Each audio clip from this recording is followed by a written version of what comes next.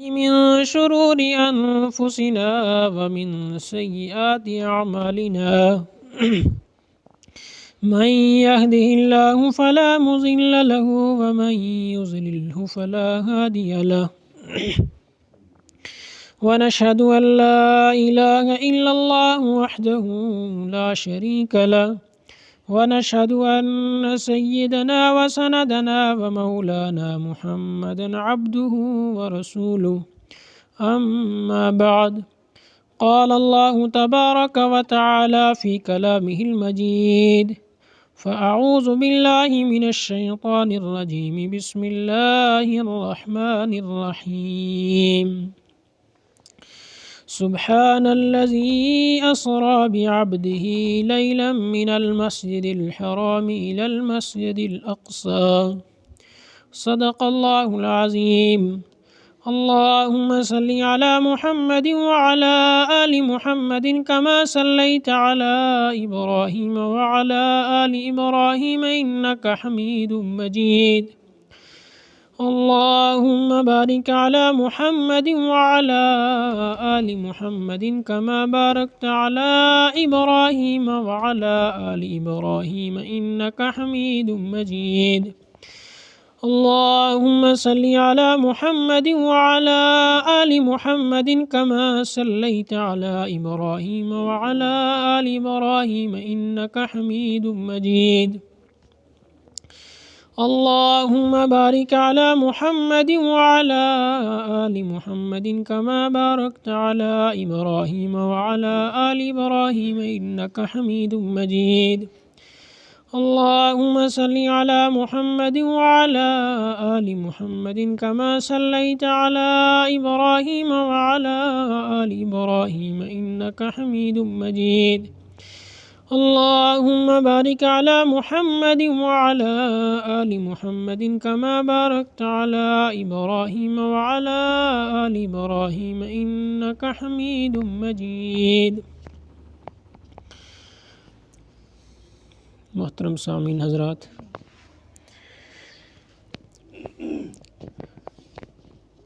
اسلامی مہینوں میں سے جو مہینہ بھی ہے اس مہینے کا اسلام کے ساتھ کچھ نہ کچھ تعلق ضرور ہے۔ مثلا رمضان کا مہینہ ہے تو اس کا تعلق رمضان سے ہے۔ ربیع الاول کا مہینہ ہے تو اس میں آپ صلی اللہ علیہ وسلم کی ولادت کے ساتھ اس کا تعلق ہے۔ ذی الحجہ کے مہینے کا تعلق حج کے ساتھ ہے۔ ایسے ہی رجب کے مہینے کا تعلق آپ صلی اللہ علیہ وسلم کے سفر معراج کے ساتھ ہے۔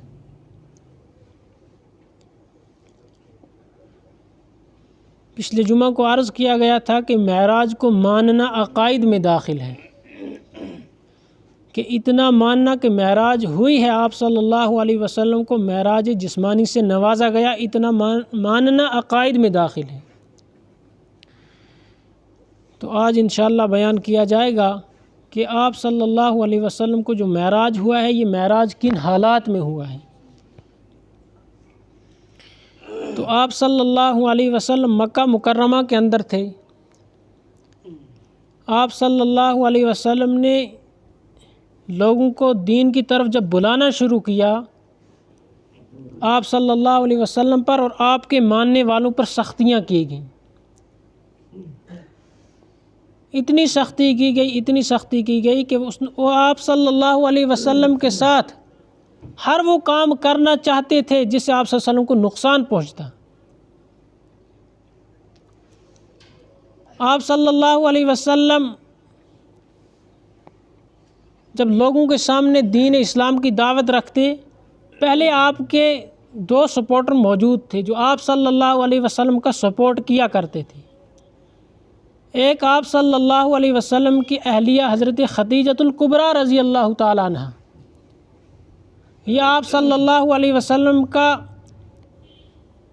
زبردست طریقے سے سپورٹ کرتی تھیں، آپ صلی اللہ علیہ وسلم کا بھرپور ساتھ دیتی تھیں۔ اور آپ صلی اللہ علیہ وسلم کے چچا خواجہ ابو طالب، اگرچہ انہوں نے اسلام قبول نہیں کیا لیکن آپ صلی اللہ علیہ وسلم کے ساتھ بڑے ہمدردی سے پیش آتے تھے۔ جب بھی آپ صلی اللہ علیہ وسلم کی طرف انگلی اٹھائی جاتی تو یہ ان کو جواب دیتے۔ اب آپ صلی اللہ علیہ وسلم دین اسلام کو پھیلانے میں سرگرم ہیں، جتنے آپ صلی اللہ علیہ وسلم افراد پر محنت کرتے ہیں، افراد تیار کرتے ہیں، کفار مکہ کی آگ بھڑک اٹھتی ہے۔ یہاں سے ایک افراد تیار ہوتا ہے کہ وہ اسلام قبول کرے، اتنی وہاں سے زیادہ سختیاں کی جاتی ہیں۔ جب حالات بن گئے کہ آپ صلی اللہ علیہ وسلم کو ستایا گیا، تکلیفیں دی گئی، تو صحابہ کی ایک جماعت پہنچی، یا رسول اللہ صلی اللہ علیہ وسلم، اب ہم پریشان ہو چکے ہیں، ہمیں کفار مکہ نے پریشان کر رکھا ہے، آپ ہمیں حکم دیں، ہم ہجرت کریں گے۔ آپ صلی اللہ علیہ وسلم نے حکم دے دیا کہ آپ حبشہ کی طرف ہجرت کر جائیں، وہاں نجاشی بادشاہ ہے، وہ ہماری ہمدردی ہو سکتا ہے کر لے، لہٰذا تم حبشہ کی طرف ہجرت کرو۔ تو ایک قافلہ نکل پڑا جو حبشہ کی طرف جا رہا ہے، انہوں نے جلدی سے سمندری جہاز میں بیٹھے اور پار ہو گئے۔ کفار مکہ نے پیچھا کیا لیکن کامیاب نہیں ہوئے، لیکن پھر انہوں نے پلان بنایا، لیکن وہ حبشہ پہنچ گئے اور وہاں جا کر نجاشی بادشاہ سے کہہ دیا کہ ان لوگوں نے مکہ کے اندر ایک خلفشار مچا رکھا ہے، تم نے ان کو یہاں پناہ کیسے دی؟ نجاشی بادشاہ گھبرا گیا کہ یہ کون لوگ ہیں، یہ کیا بیان کر رہے ہیں۔ حضرت جعفر طیار وہاں تھے، انہوں نے کہا کہ ان سے پوچھ لے ہم کس جرم میں مکہ سے آئے ہیں یہاں، اگر ہم نے کسی کو قتل کیا ہو تو قتل کی بنیاد پر یہ ہمارا پیچھا کر رہے ہیں، تو ان کو حق ہے، اگر ہم مکہ سے کسی کا مال چوری کر کے لائے ہیں، یہ ہمیں پکڑنے آئے ہیں، تو ان کا حق ہے، اگر ہم نے کسی کا مال لیا ہو اور پھر واپس نہ دیا ہو، اگر یہ باتیں ہوں اور ان میں سے ہم کرنے والے ان باتوں کے مرتکب ہوں اور یہ ہمارا پیچھا کر رہے ہوں، تو اس بات پر ہم کہہ سکتے ہیں کہ ہم غلط ہیں۔ آپ ان سے پوچھ لیں کون سا جرم ہے جس جرم کی بنیاد پر ہمارا پیچھا کیا جا رہا ہے۔ ان سے پوچھا گیا تو انہوں نے کہا کہ یہ ایک بات کہتے ہیں، اللہ کے سوا کوئی عبادت کے لائق نہیں، یہ ہمارے بتوں کو نہیں مانتے، اور ساتھ میں اس نے نجاشی بادشاہ کو بھڑکانے کے لیے کہا کہ یہ آپ کے پیغمبر حضرت عیسیٰ علیہ السلام کے بارے میں بھی توہین آمیز باتیں کہتے ہیں۔ تو نجاشی بادشاہ نے پوچھا تم کیا کہتے ہو ہمارے عیسیٰ علیہ السلام کے بارے میں؟ حضرت جعفر طیار کھڑے ہوئے، انہوں نے قرآن پاک کی وہ آیات پڑھی جن کے اندر حضرت عیسیٰ علیہ السلام کا ذکر ہے، تو نجاشی بادشاہ جھوم جھوم کر سننے لگا۔ تو کفار مکہ کو کہا کہ ہماری کتابوں کے اندر بھی ایسے ہمارے حضرت عیسیٰ کی تعریف نہیں ہے جیسے مسلمانوں کی کتاب کے اندر ہے، لہٰذا یہ بات تمہاری ہم ماننے کے لیے تیار نہیں، لہٰذا ان کو وہاں سے نکال دیا گیا، مسلمانوں کو وہاں پناہ مل گئی۔ لیکن بعد میں کچھ ایسی افواہیں پھیلا دی گئیں تو صحابہ کی ایک جماعت واپس آئی، لیکن رسول اکرم صلی اللہ علیہ وسلم ابھی مکہ مکرمہ کے اندر ہیں، آپ صلی اللہ علیہ وسلم کو ابھی ہجرت کا حکم نہیں ملا۔ آپ کے سب سے زیادہ ساتھ دینے والے حضرت ابو بکر صدیق رضی اللہ تعالیٰ عنہ کا یہ حال تھا کہ ایک وقت آیا وہ مجبور ہو گئے، کہا میں مکہ اب نہیں رہ سکتا، مکہ کے اندر میرا رہنا ممکن نہیں ہے، یہاں میرے لیے حالات بن گئے۔ تو حضرت ابو بکر صدیق رضی اللہ تعالیٰ عنہ نکلے ہیں، تو ایک وہاں کے بڑے وڈیرے نے کہا کہ تم جیسے نیک لوگ یہاں سے کہاں جا رہے ہیں؟ انہوں نے کہا کہ ہم یہاں مکہ کو چھوڑ رہے ہیں۔ انہوں نے حضرت ابو بکر صدیق کو زبردستی مکہ میں لایا کہ تم سے مکہ خالی نہیں ہونا چاہیے، تمہاری وجہ سے مکہ کے اندر رونق ہے۔ لیکن کچھ لوگ تھے، جو آج بھی کچھ لوگ ہوتے ہیں جو اسلام کے درد کو سمجھتے۔ ابو بکر صدیق رضی اللہ تعالیٰ عنہ وہ فرد ہیں جنہوں نے آپ صلی اللہ علیہ وسلم کی ہر بات پر تصدیق کی ہے، کہ انہوں نے آنکھیں بند کر کے کہا کہ جناب محمد الرسول اللہ صلی اللہ علیہ وسلم کی زبان سے جو نکلے گا وہ حق ہے۔ ان کو لایا گیا، لیکن حالات اور ہی زیادہ بھڑکنے لگے کہ مسلمانوں کے لیے مکہ میں رہنا اب ممکن نہیں تھا۔ تو آپ صلی اللہ علیہ وسلم نے سوچا کہ اب کیا کیا جائے۔ آپ صلی اللہ علیہ وسلم پریشان تھے کہ یہاں تو زمین کو تنگ کر دیا گیا ہے اہل ایمان کے لیے، اور ساتھ دینے والے جو افراد تھے حضرت خدیجۃ الکبریٰ رضی اللہ تعالیٰ، خواجہ ابو طالب کا انتقال ہوا، تو کفار مکہ کو جب یہ معلوم ہوا کہ ساتھ دینے والے چلے گئے ہیں تو ان کو اور زیادہ موقع مل گیا۔ اللہ کا منشا اس کے بعد حضرت خدیجہ کبریٰ رضی اللہ تعالیٰ عنہ ان کا بھی انتقال ہو گیا۔ تو آپ صلی اللہ علیہ وسلم یہاں سے طائف پہنچے کہ لوگوں کو، اگر طائف کے لوگوں کو سمجھایا جائے ہو سکتا ہے یہ اسلام قبول کر لیں۔ جب طائف پہنچے آپ صلی اللہ علیہ وسلم، آپ نے وہاں کے چودھریوں کو ایمان کی دعوت دی، اسلام کی دعوت دی۔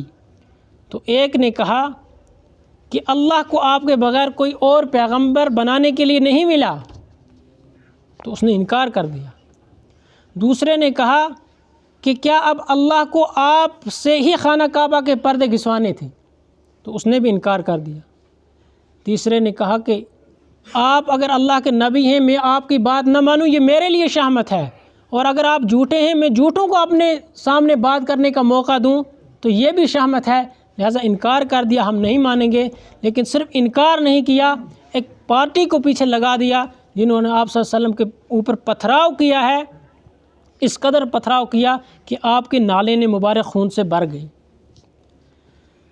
آپ صلی اللہ علیہ وسلم آئے ہیں اور ایک باغ میں بیٹھے ہیں، آپ صلی اللہ علیہ وسلم کے جسم اطہر سے خون چل رہا ہے۔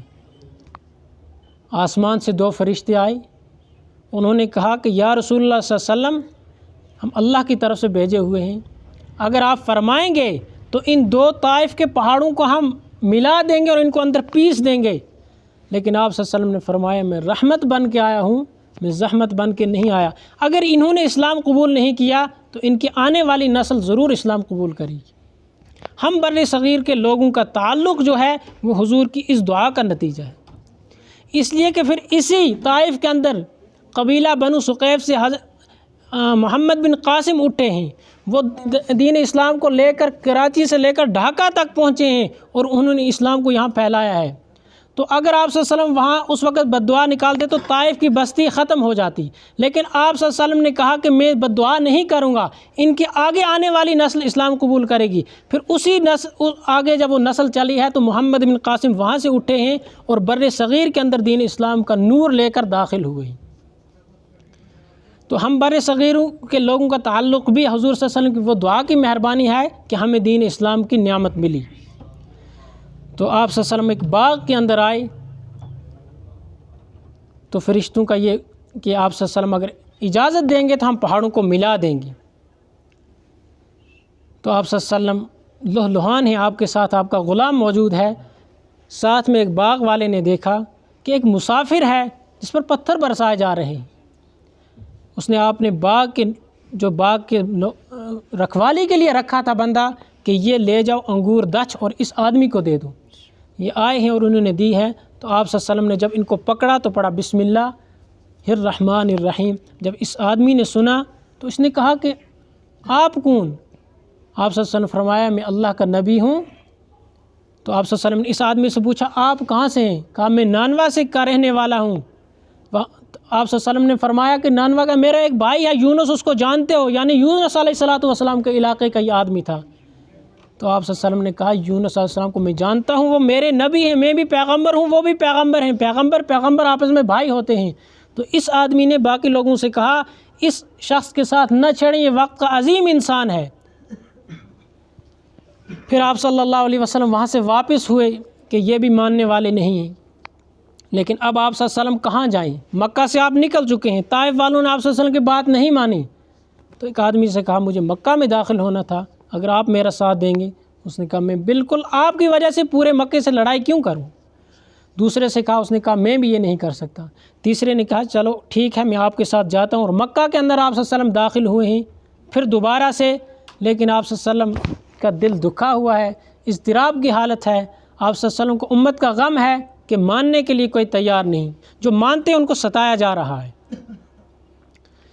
اسی دوران کہ آپ صلی اللہ علیہ وسلم سوچ رہے تھے کہ کیا ہو، ہر وقت یہی آپ کو درد تھا، لیکن آپ صلی اللہ علیہ وسلم کو دکھ دیے جا رہے تھے۔ تو آپ صلی اللہ علیہ وسلم مکہ مکرمہ کے اندر حضرت امی ہانی کے گھر میں تشریف فرما تھے، اور آپ صلی اللہ علیہ وسلم آرام فرما رہے تھے رات کے وقت میں۔ اب نیند اور بیداری کی ملی جلی کیفیت کے اندر تھے، اور یہ امی ہانی خواجہ ابو طالب کی بیٹی ہے اور حضرت علی رضی اللہ تعالیٰ عنہ کی بہن ہے، گویا آپ صلی اللہ علیہ وسلم کی چچیری بہن ہے۔ تو ان کے گھر میں تھے، تو آسمان سے دو فرشتے حضرت جبرائیل اور حضرت میکائیل آئے ہیں، اور انہوں نے دیکھا کہ آپس میں گفتگو کر رہے ہیں، ایک دوسرے سے پوچھ رہا ہے کون سا والا شخص ہے جس کو معراج کے لیے بلانا ہے۔ ایک فرشتے نے کہا کہ درمیان میں جو آدمی ہے اسی کو اٹھا لو۔ تو آپ صلی اللہ علیہ وسلم کو اٹھایا گیا، آنن فانن چھت پھٹی اور آپ کو چھت سے نکالا گیا، اس حال میں پھٹی کہ صبح کو جب دیکھا تو چھت ویسے ہی تھی۔ اب اگر ہم اس واقعے کو عقل کے ذریعے سمجھیں تو عقل میں یہ بات آنے والی نہیں ہے، لہٰذا عقل کو ذبح کر کے معراج کے واقعے کو سمجھنا ہے۔ اگر ہم عقل کے ذریعے معراج کو سمجھنا چاہیں گے تو ہم نہیں سمجھ سکتے، اس لیے کہ معراج کا واقعہ ہماری عقل میں نہیں آئے گا، اس لیے کہ یہ معجزہ ہے، جہاں معجزہ آ جائے وہاں عام حکم نہیں لگ سکتا، معجزے کا تعلق الگ ہوتا ہے۔ تو آپ صلی اللہ علیہ وسلم کو اٹھایا، اور اٹھا کر آپ صلی اللہ علیہ وسلم کو مسجد حرام میں لایا گیا، خانہ کعبہ کے پاس۔ آپ صلی اللہ علیہ وسلم کو شق صدر اس کو کہتے ہیں، آپ صلی اللہ علیہ وسلم کا سینہ چاک کیا گیا، اور یہ دنیا کا سب سے پہلا آپریشن ہے۔ اگر آج سے پہلے کوئی یہ 200 سال کہتا کہ ایک وقت آئے گا جس وقت کے اندر آدمی کا ہاتھ میں ہوگا اور ڈاکٹر اس کو آپریشن کرے گا اور بندہ زندہ ہوگا، تو کوئی ماننے کے لیے تیار نہ ہوتا۔ آج سے 100 سال پہلے کوئی کہہ دیتا کہ ایک وقت آئے گا لوگوں کے ہاتھ میں ایک ڈبہ ہوگا یعنی موبائل، اس کا بٹن دبانا ہے، یہاں سے دنیا کے کسی اور کونے میں آپ بات کر سکتے ہیں یہاں سے بیٹھ کر، تو کوئی آدمی اس کو نہ مانتا۔ لیکن جب ہاتھ میں آ گیا تو ہر آدمی اس کا استعمال کر رہا ہے۔ تو شریعت یہ جو اس کو بیان کرتے ہیں معراج کو، تو آج کے زمانے میں معراج کے واقعے کو سمجھنا بہت آسان ہے۔ پہلے لوگوں نے مانا لیکن ان کا ایمان اتنا پختہ تھا کہ انہوں نے مان لیا، لیکن آج ہم لاجک ڈھونڈتے ہیں کہ ہر بات کے پیچھے لاجک ہو۔ جب ہمارے پاس موبائل فون آیا، اب یہاں سے بات کر رہے ہیں، اس کی لاجک ہم نے نہیں ڈھونڈی، لیکن معراج کے وقت ہم لاجک تلاش کریں گے۔ تو آج کے وقت کے اندر معراج کے واقعے کو سمجھنا بہت آسان ہے۔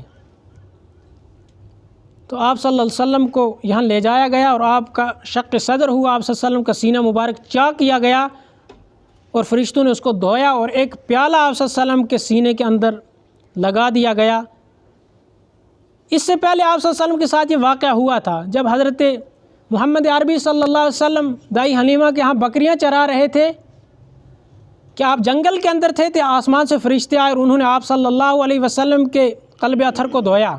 یہ دوسرا واقعہ ہے، یہ دوسری مرتبہ آپ صلی اللہ علیہ وسلم کا شق صدر ہو رہا ہے، اور اس موقع پر بھی آپ صلی اللہ علیہ وسلم کو سینے کو دھویا جا رہا ہے اور نور سے بھرا جا رہا ہے۔ تو جب دھویا گیا اور آپ صلی اللہ علیہ وسلم کو یہاں سے بیت المقدس لے جایا گیا،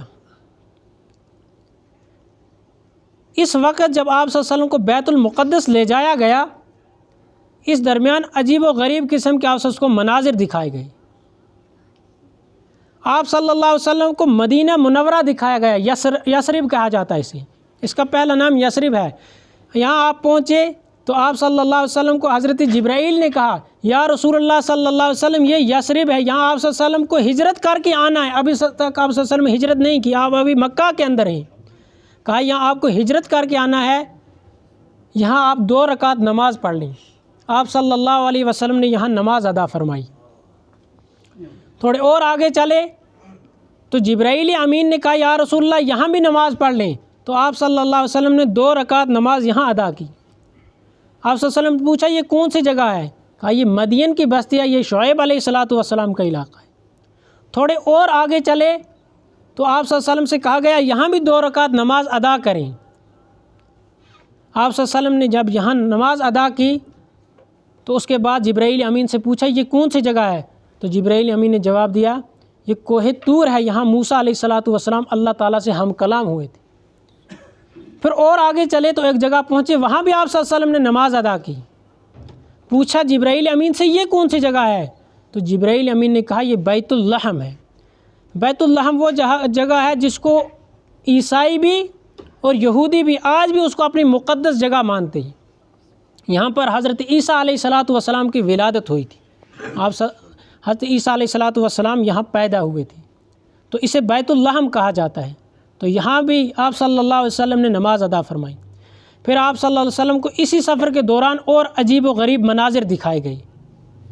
کچھ لوگ ہیں جو آپ صلی اللہ علیہ وسلم نے دیکھے اس حال میں ہیں کہ ان کے ناخن تانبے کے ہیں اور اپنے چہرے کو نوچ رہے ہیں۔ پھر ان کے گناہ بیان کیے کہ یہ گناہ کرتے ہیں، یہ غیبت کرتے ہیں، یہ سود کھاتے ہیں۔ کچھ لوگوں کو دیکھا کہ ان کے سر توڑے جا رہے ہیں۔ تو اس طریقے کے مناظر آپ صلی اللہ علیہ وسلم کو دکھائے گئے۔ پھر ایک جگہ پہنچے تو ایک بوڑھیا نے آواز دی۔ آپ صلی اللہ علیہ وسلم نے اس آواز کو سنا، لیکن جبرائیل امین نے فرمایا کہ جواب نہیں دینا، آگے بڑھیں۔ آپ صلی اللہ علیہ وسلم اور آگے بڑھے، اور آپ صلی اللہ علیہ وسلم اس وقت براق کے اوپر سوار تھے۔ براق اتنا تیز تھا کہ جہاں انسان کی نگاہ پڑتی تھی وہاں براق کا قدم پڑتا تھا۔ جیسے یہاں ہم دیکھتے ہیں کہ جب موسم ابر آلود نہ ہو تو یہاں سے ہمیں جنگلات نظر آتے ہیں، گویا کہ ایک سیکنڈ یہاں سے وہ قدم رکھتا تھا ان جنگلات میں، پھر وہاں سے جو آگے نظر پڑتی تھی اتنے اس کی رفتار تھی۔ اتنی تیز رفتار سے جانے والا وہ جانور تھا جسے براق سے تشبیہ دیا گیا۔ تو بڑھ رہے ہیں آپ صلی اللہ علیہ وسلم آگے، اور یہ مناظر آپ صلی اللہ علیہ وسلم کو دکھائے دیے گئے کہ ایک بوڑھیا آواز دے رہی ہے اور آپ کو کہا گیا کہ جواب نہیں دینا۔ اور آگے بڑھے تو ایک آدمی جو بزرگ ہے اور بوڑھے قسم کا شخص ہے، تو اس نے آواز دی، تو جبرائیل امین نے کہا کہ اس کا جواب نہ دیں، آگے بڑھیں۔ پھر اور آگے بڑھے تو 3 افراد نے آپ صلی اللہ علیہ وسلم کو سلام کیا، تو جبرائیل امین نے کہا ان کا جواب دے دیں۔ آپ صلی اللہ علیہ وسلم نے ان کا جواب دیا، تو جبرائیل امین سے ان کی مصلحت پوچھی، یہ 3 واقعات کیا پیش آئے؟ ایک بوڑھا آدمی، بوڑھی عورت اور 3 آدمی، یہ کون تھے؟ تو جبرائیل امین نے جواب دیا جو 3 شخص ملے تھے یہ حضرت ابراہیم علیہ الصلاۃ والسلام، حضرت موسیٰ علیہ السلام اور حضرت عیسیٰ علیہ الصلاۃ والسلام آپ کو سلام پیش کر رہے تھے۔ جو بوڑھی نظر آئی تھی یہ دنیا تھی اور یہ آپ کو اپنی طرف مائل کرنا چاہتی تھی، اور جو بوڑھا نظر آیا تھا یہ شیطان تھا، یہ آپ کو اپنی طرف مائل کرنا چاہتا تھا۔ اب آپ آگے بڑھتے ہیں کہ آپ صلی اللہ علیہ وسلم کو سلام پیش کیا گیا، یہاں تک کہ آپ بیت المقدس پہنچے۔ وہاں تمام انبیاء علیہ الصلاۃ والسلام موجود تھے۔ یا تو وہاں پہنچ کر پہلے وہ کانفرنس ہو گیا جس کے اندر تمام انبیاء علیہ الصلاۃ والسلام نے خطاب کیا کہ حضرت آدم علیہ الصلاۃ والسلام نے کہا کہ اللہ تعالیٰ کی حمد بیان کی کہ جس نے مجھے پیدا کیا اور سب سے پہلا انسان میں ہوں، اور میں آج خوش ہوں کہ میری اولاد میں سے محمد الرسول اللہ صلی اللہ علیہ وسلم آئے۔ پھر حضرت نوح علیہ الصلاۃ والسلام نے، پھر حضرت موسیٰ علیہ الصلاۃ والسلام نے، حضرت سلیمان علیہ الصلاۃ والسلام، اور آخر پر حضرت عیسیٰ علیہ الصلاۃ والسلام نے، اور اس کے بعد آپ صلی اللہ علیہ وسلم نے۔ تو یہ تمام جو ہوئے یہ واقعات، یہ آپ صلی اللہ علیہ وسلم یا تو وہاں پہنچے اس سے نماز سے پہلے یا پھر نماز کے بعد۔ اب صفیں درست ہوئیں تو تمام انبیاء علیہ الصلاۃ والسلام سوچ رہے ہیں نماز کون پڑھائے گا، یہاں تو تمام انبیاء علیہ الصلاۃ والسلام ہیں۔ حضرت آدم علیہ الصلاۃ والسلام سوچ رہے ہیں مجھے پڑھانی ہے، اس لیے کہ میں تو تمام انسانیت کا ابا ہوں۔ حضرت نوح علیہ الصلاۃ والسلام سوچ رہے ہیں میں نے 950 سال اللہ کے نام پر مار کھائی، مجھے آج یہ شرف حاصل ہوگا۔ حضرت ابراہیم علیہ الصلاۃ والسلام سوچتے ہیں میں اللہ کا خلیل ہوں، مجھے پڑھانی پڑے گی۔ جبرائیل امین نے آپ کو پکڑا اور آگے صف پر کھڑا کیا۔ جب آگے صف پر کھڑا کیا آپ صلی اللہ علیہ وسلم نے نماز پڑھائی اور آپ امام الانبیاء بنے۔ تو آپ صلی اللہ علیہ وسلم کے جو سفر کے درمیان جو واقعات پیش آئے تو یہ عجیب و غریب واقعات ہیں کہ آپ صلی اللہ علیہ وسلم رات کے کسی حصے میں چلے اور آپ کے ساتھ اتنی دیر میں اتنے واقعات پیش آئے، اور آپ صلی اللہ علیہ وسلم بیت المقدس پہنچ گئی، اور جب بیت المقدس پہنچ گئے تو نماز پڑھائی اور امام الانبیاء بنے۔ تمام انبیاء علیہ الصلاۃ والسلام موجود تھے۔ اب ہمارے ذہن میں سوال پیدا ہو سکتا ہے کہ حضرت موسیٰ علیہ الصلاۃ والسلام یہاں موجود تھے، لیکن وہاں سے بیان کیا جا رہا ہے کہ موسیٰ علیہ الصلاۃ والسلام نے راستے کے اندر سلام کیا، وہاں سے بیان کیا جا رہا ہے آپ صلی اللہ علیہ وسلم آسمانوں پر گئے اور آسمانوں پر ملاقات ہوئی۔ تو یہ کیا بات ہے، حضرت موسیٰ علیہ السلام وہاں ہیں بیت المقدس میں یا آسمانوں میں ہیں؟ اس کا جواب یہ دیا جائے گا کہ اس سوال کو یہیں دفن کیا جائے، کیوں؟ جتنا ہمیں شریعت نے بتایا کہ یہاں اس واقعے کو اتنا ہی بیان کیا جا رہا ہے کہ موسیٰ علیہ السلام وہاں ملے تھے، اس کے بعد اگر ہم کچھ ایڈ کریں گے تو یہ ہماری طرف سے دین کے اندر کیا ہوگی؟ من گڑت باتیں۔ اگر ہم اس بات کے پیچھے لگ جائیں کہ اصحاب کہف کے کتے کا رنگ کیا تھا، تو ہمیں اس رنگ کو کرنا کیا ہے؟ بس اتنا مان لینا کہ اصحاب کہف کا کتا تھا۔ اگر ہم اس بات کے پیچھے لگ جائیں کہ حضرت موسیٰ علیہ السلام کے ساتھ آنے والا راستے میں جو حضرت خضر علیہ السلام کے ساتھ ملاقات ہونے والی تھی، ساتھ میں آنے والا فرد کا نام یوشع تھا جو بعد میں نبی بنا ہے، تو قرآن نے بیان کیا کہ یہاں تک ساتھ تھے، جب کشتی میں سوار ہوئے تو حضرت یوشع کا ذکر ہی نہیں۔ اگر ہم اس کھوج میں لگ جائیں گے کہ پہلے بیان کرو حضرت یوشع کہاں گئے، تو قرآن نے اس کو اتنا ہی بیان کیا، اس کے بعد ہم کیا بیان کریں؟ جتنا قرآن نے بیان کیا ہے بس اتنا ہی کرنا ہے، اس کے بعد آگے نہیں بڑھنا ہے خود سے، لہٰذا اس سوال کو یہیں دفن کر دینا چاہیے۔ تو وقت ہو چکا ہے، وآخر دعوانا ان الحمد للہ رب العالمین۔ اس سے آگے اگلے جمعہ پہ انشاءاللہ بیان کیا۔